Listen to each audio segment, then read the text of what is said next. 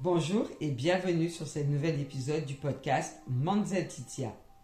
Ici, je t'aide à libérer la femme qui est en toi. Tu as envie d'apprendre à me découvrir, suivre mon actualité, réserver des séances de coaching avec moi? Tout est inscrit dans ma bio. Être une femme capable peut être considéré comme un compliment? J'ai envie de dire peut-être. Mais pour moi, c'est surtout un piège. Un piège qui limite l'évolution et l'épanouissement personnel. Pourquoi? Parce qu'en se cachant derrière cette étiquette, on finit par s'oublier, on finit par s'épuiser et parfois même on finit par se renier. Et si on lâchait enfin cette image pour redécouvrir qui on est vraiment? Être une femme capable signifie être une femme qui gère tout, qui sait rebondir en toutes circonstances, qui ne flanche jamais et qui peut tout supporter. C'est l'image de cette femme forte, organisée, qui fait face aux difficultés de front sans jamais montrer de faille. C'est celle qui va même le faire avec une certaine forme de fierté, comme si c'était une preuve de réussite ou d'indépendance. Bien évidemment, dans ce concept, il y a des aspects positifs. Quand on est une femme capable, cela signifie qu'on est résiliente, débrouillarde, qu'on est capable de prendre des décisions, même si elles sont difficiles. C'est aussi la femme sur laquelle on va pouvoir compter, celle qui va nous inspirer de la confiance et qui pourra être perçue comme la force tranquille. Par exemple, dans sa vie professionnelle, c'est celle qui peut être perçue comme un leader, quelqu'un de stable, de rassurante.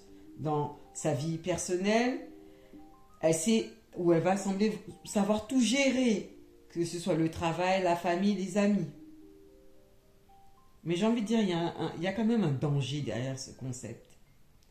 Comme on l'appelle le revers de la médaille. Et oui, parce que porter l'étiquette de femme capable peut devenir écrasant.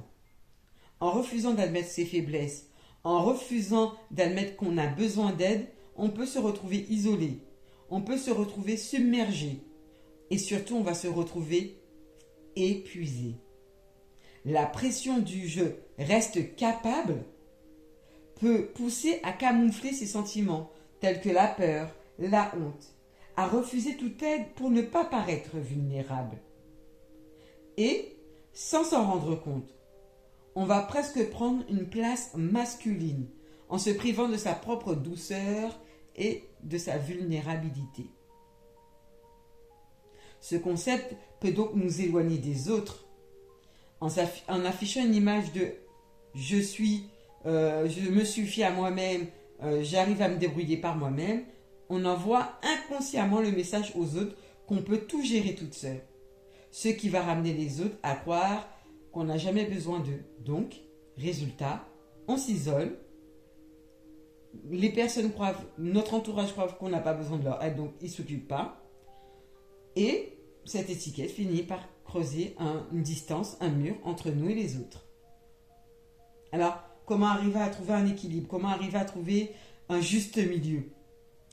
Pour se sortir de cette spirale, le plus juste, c'est de trouver un juste milieu entre je me sens capable, mais je sais qu'on demandait de l'aide. Donc, c'est permettre de reconnaître ses limites, apprendre à demander de l'aide, ce qui n'est pas chose facile, surtout quand on a longtemps essayé de tout faire par soi-même pour justement ne pas avoir à demander de l'aide, de ne pas se sentir obligée d'être forte en tout temps, mais d'apprendre à exprimer sa vulnérabilité. C'est ce qui nous rend de plus en plus humains. C'est le fait de savoir, ok, je peux être autonome, mais je sais aussi apprécier le soutien des autres. En prenant conscience de cette dynamique, on s'ouvre à des relations beaucoup plus sincères et beaucoup plus équilibrées. Et j'ai envie de conclure cet épisode en te rappelant que porter une étiquette de femme capable n'est ni un défaut, ni une fatalité. C'est une facette de soi, mais ce n'est pas notre identité tout entière. En lâchant cette étiquette, on se donne la liberté de découvrir d'autres facettes de notre personnalité. et on s'ouvre à une version de soi beaucoup plus authentique, beaucoup plus équilibrée et surtout, beaucoup plus heureuse. Je te remercie de m'avoir écouté. Laisse-moi en commentaire ta définition de la femme capable. Est-ce que tu es d'accord avec moi ou est-ce que pour toi c'est autre chose? N'hésite pas à t'abonner à ma chaîne YouTube pour connaître les nouveaux épisodes. Je te dis à très bientôt.